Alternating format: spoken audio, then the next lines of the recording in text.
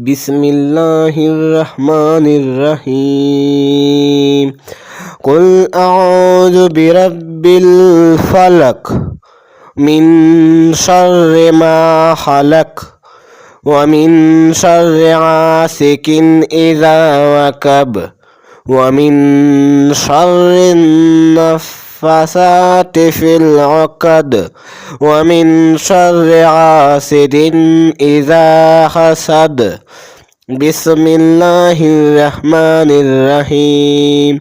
قل أعوذ برب الناس مالك الناس إله الناس من شر الوسواس الخناس الذي يوسوس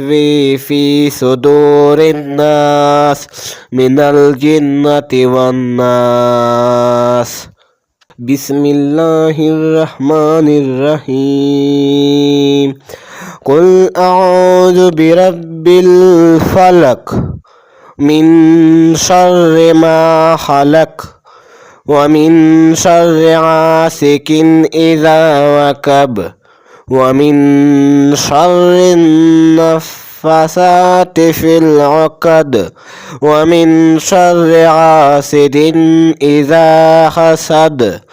بسم الله الرحمن الرحيم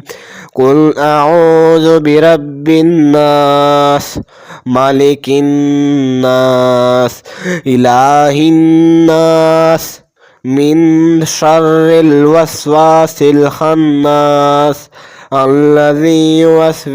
في صدور الناس من الجنة والناس